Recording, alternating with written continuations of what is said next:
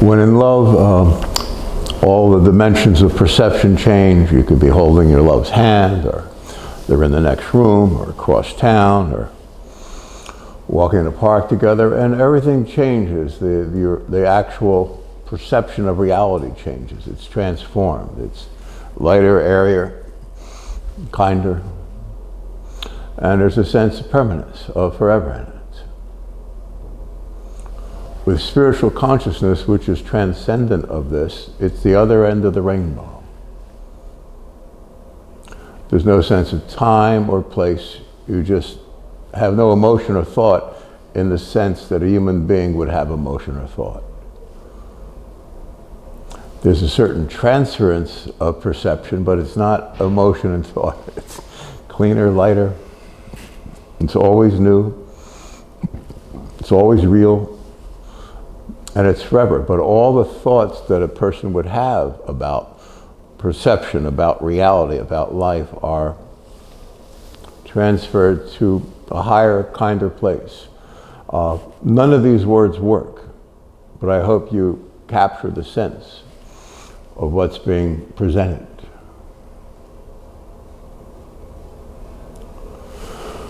Throughout history, human beings have felt, spiritual human beings have felt a bit of a failure through their life in the background of their emotional structure, because others are not getting it, they're not understanding. You keep expecting everyone to step into the light, and they rarely do, and you work at it, and you work at it, and you slave at it. It's tremendous ordeal.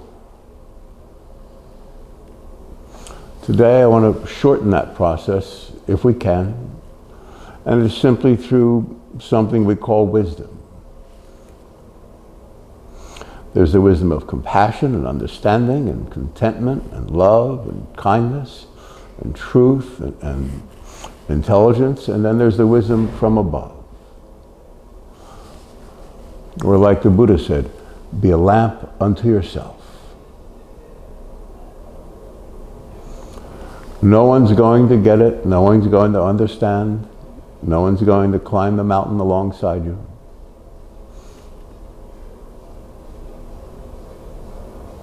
And you have to let that be as it is.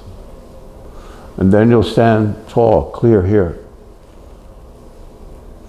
in the light of 1 trillion suns. It's not less than that. These are not words, these are not thoughts captured from a book. There is a God. But for a human being to capture that, it's not a religious sense, it's not even a spiritual sense. Like my friend J. Krishnamurti would say, it was like, there's no, it's beyond time, it's outside of time, everything that's real.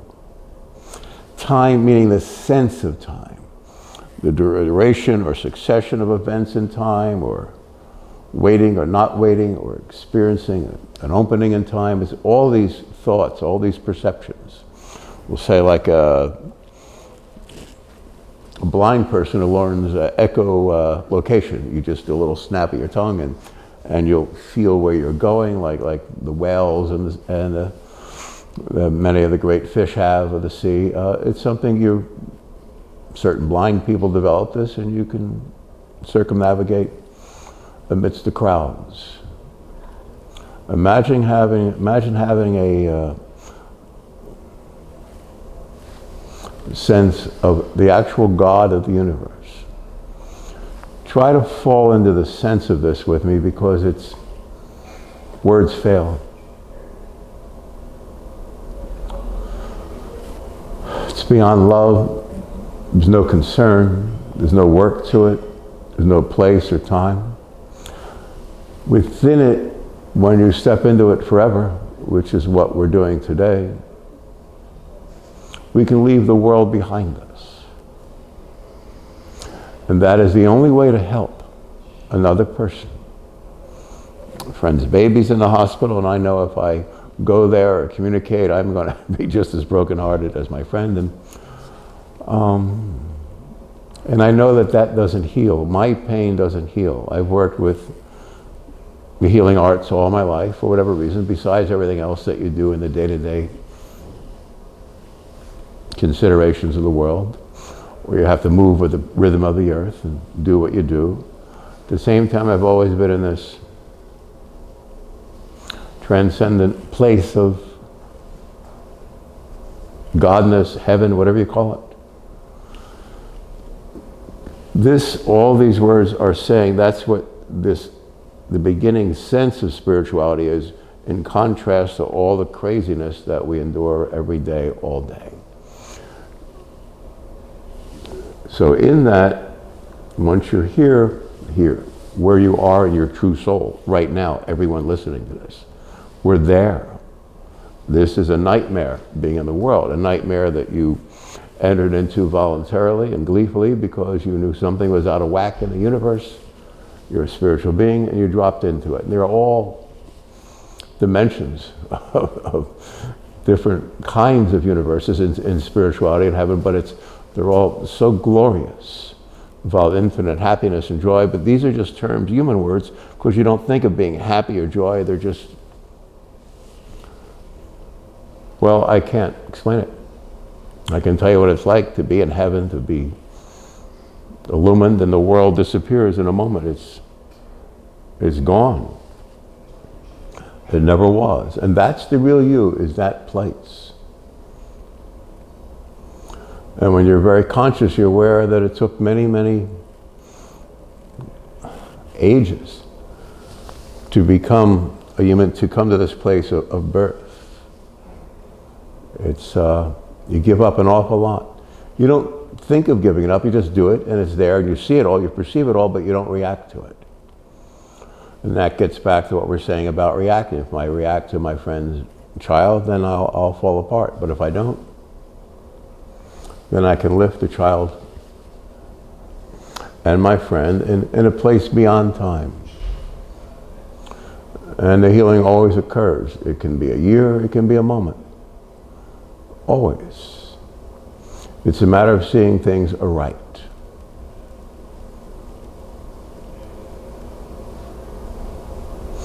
We train ourselves to be quiet, to be considerate and kind, but it's not a human quality. It's something it's the best we can do to communicate with people. As a spiritual being, you can teach, you can help, you can heal 24 hours a day, but it's not what's wanted in this world.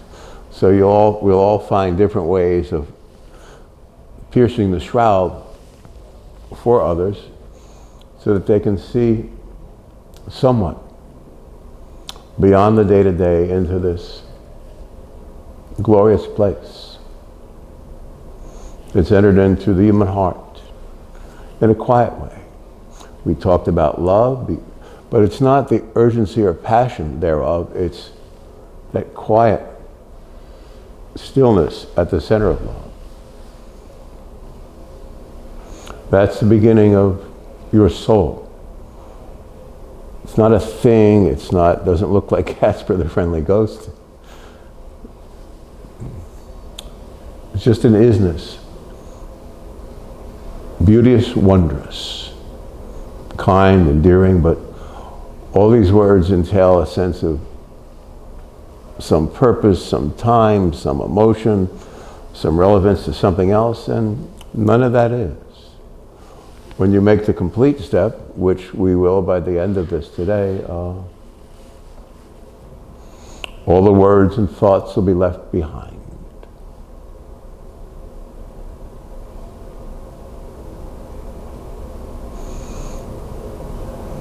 All you have to do is spend some time alone in the evening, knowing that time is the most important thing you'll ever have to do, is to simply sit quiet, alone, at home in the evening, whenever, and talk to God. God will talk to you in this not so mysterious way, because it's very human. We talk about human, but it's more human. Well, this is human to that quality, like if I think my friend's child, then I see forever. We've all lived and died many times. And if we could capture the essence of what's being said, there'd be time no longer.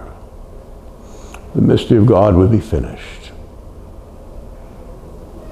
The mystery of God is the mystery of you. You are that which has been called God.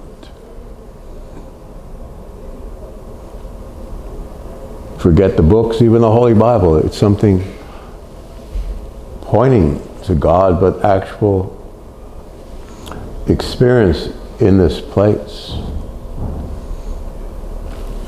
Again, words fail. Infinite kindness, infinite wonder, infinite caring and giving, and empathy.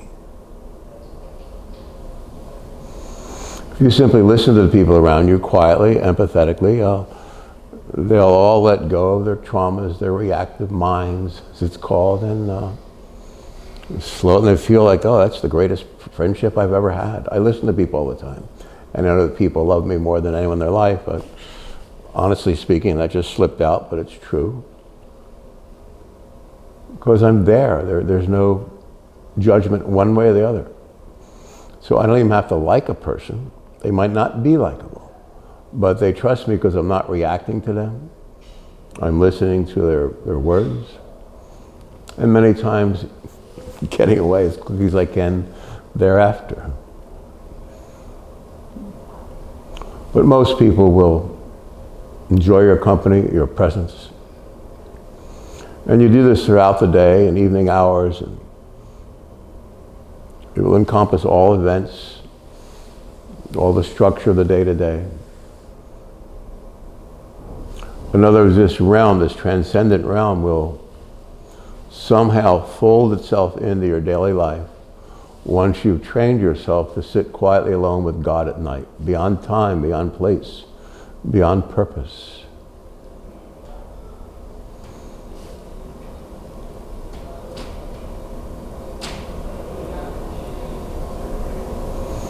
It's not a jumping up and down happy joy, it's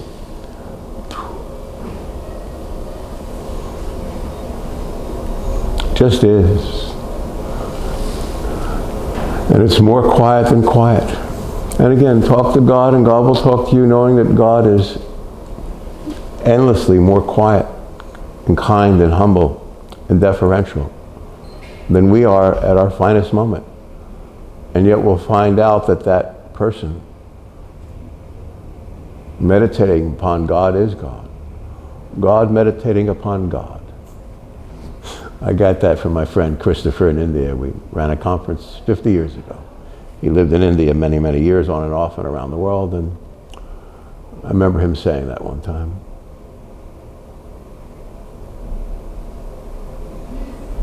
In other words, there is a God, but God is so much more. When you come in contact, it will fill all of your sense of reality, your emotions, your thoughts.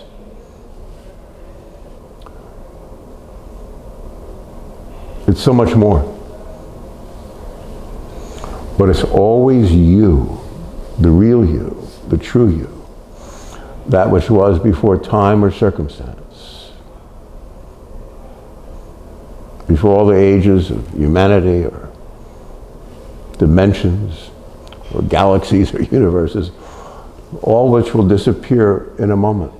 We talked last year about the twinkling near out, and when you can find some place that's not all light at night and visit the stars naturally with your eyes, and it's just lush with light and a beautiful, beautiful sense.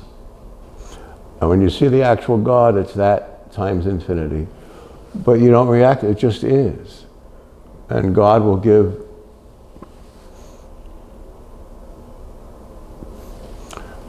the word infinite doesn't match, because when you're there, it's infinite, but it's infinitely more than that, even though it's infinite. But it's all one place. In other words, all the human thoughts and perceptions and all the trials and tribulations of humanity, they're what you step back from, what you don't train yourself not to react to. So whatever method you use in the beginning, prayerfully to let go, to step back, to not react to things. Well, once they develop, and they'll keep filling in. You're God talking to God. It'll be more refined, eventually sublime.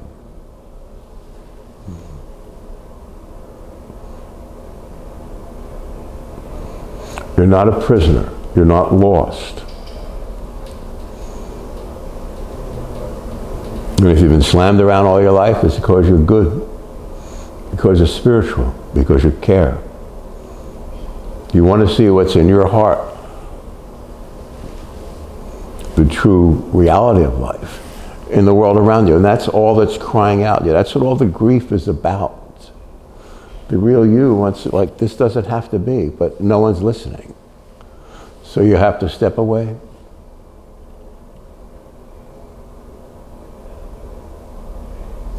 Like we say, the Buddha simply means the awakened one. So the moment you sit quietly,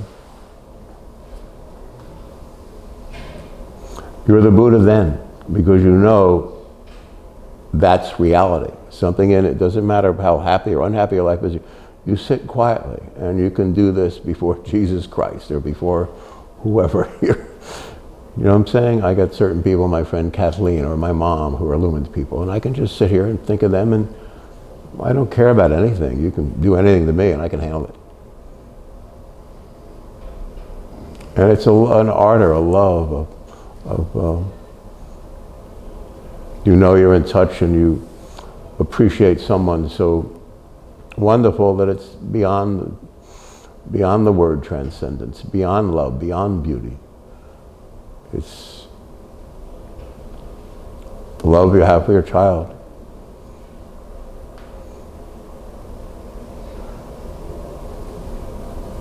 So you're going to willingly bleed for those you love. You'll learn these methods of being with people, for people. And you'll learn that there is something truly dark and devious called the devil behind it all. And so when you know that, you can quietly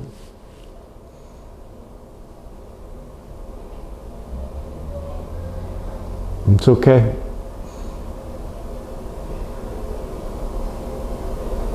It is an illusion.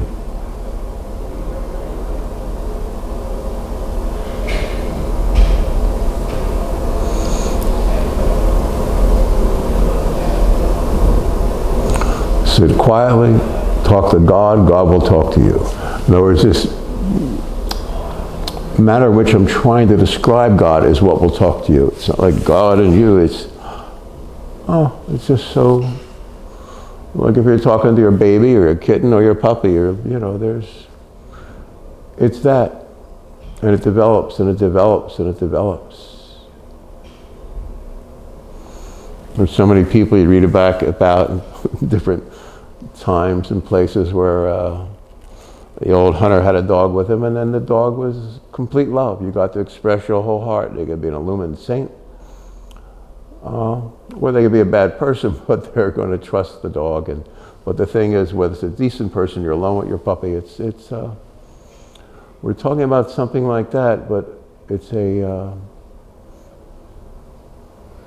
again, infinite, unimaginable beauty to it, and dignity, and calm. And yet, if you want, you can still the waves. You hear what I'm saying? All those things are real. I won't go into my very personal things that have happened through my life many times, but never around people. Just at those times they remind me, yeah, we're here and we can move mountains, but that's not what's going to speak to people's hearts. If it's fascinating, it's demonic. If it's interesting in a quiet, special way, that's a touchstone that it may be of God.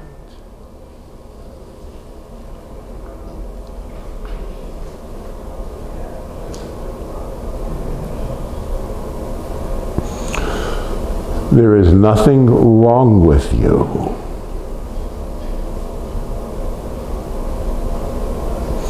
You've never really been here.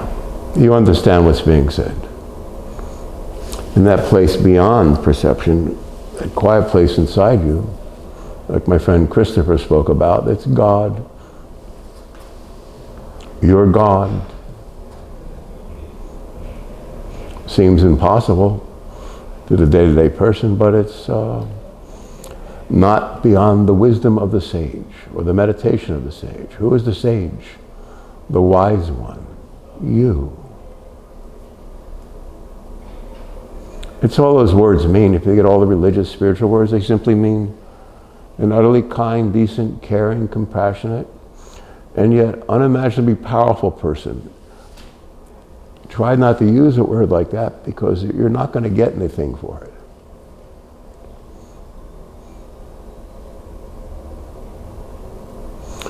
In of that, we'll say at the Thanksgiving prayer. I remember when I was a kid, I'd start doing the prayer because my family loved me, and whatever, it was always in my nature.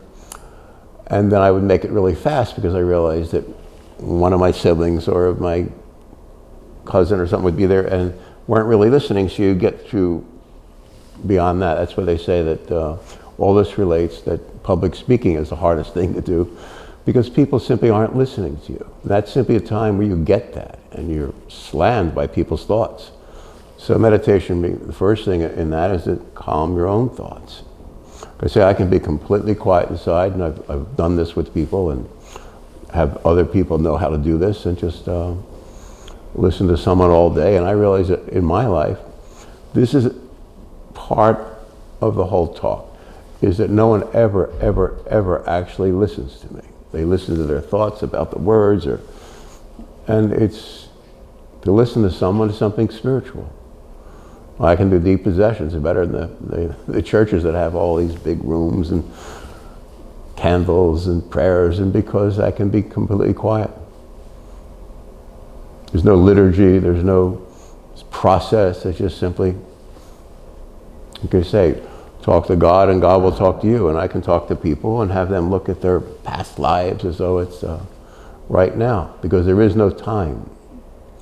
So when you come to this state of illumination, like my friend here I'm speaking to, who was born with that and yet tries to relate it to this world, and right now that's the last moment of her stage of illumination, is to realize that you can't relate it to this world. You just got to drop everything.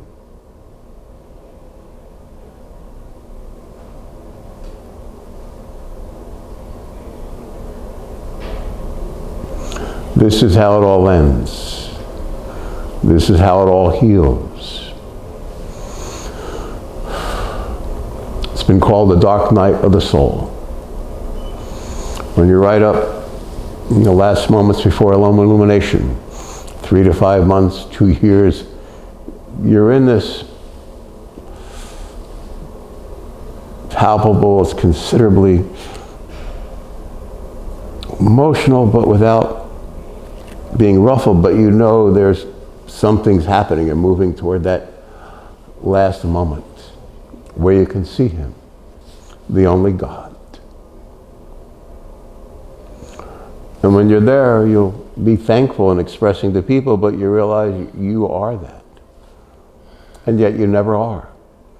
When you experience all these other universes, spiritually speaking, that are spiritual, even there you'll experience all these things you would imagine or you've heard that God is, but it's endlessly beyond that, and yet even in that you can't quite see God. It's a little more. It's forever. It's the forever gift. You are the gift to this generation. Be confident in it. Be stalwart. Be true, and yet very few are going to understand it. And that's okay. There'll come a day where, you'll make sure everyone hears. I give you that.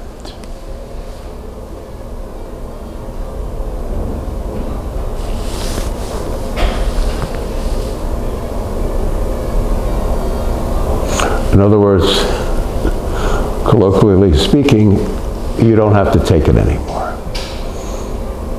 Just see yourself off from the day-to-day stuff. Do this quiet practice that we call meditation, reflection, contemplation. You're falling in love with love. Your heart will open. Everything will be answered. You'll believe in yourself. as you believe in God. And then a moment beyond that.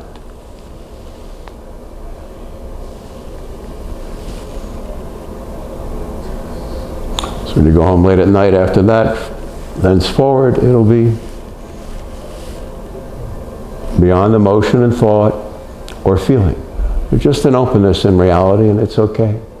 You can stay there for hours or months or years. I remember doing it one time, 2 months, many years ago.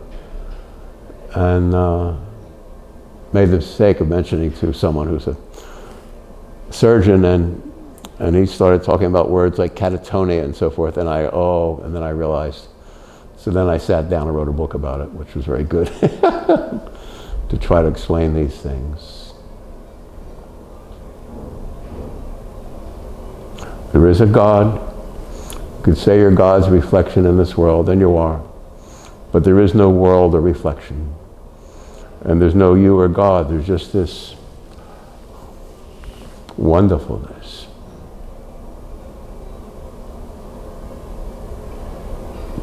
Please believe in you as He does. Please. Thank you. Thank you, Mr. Sculter.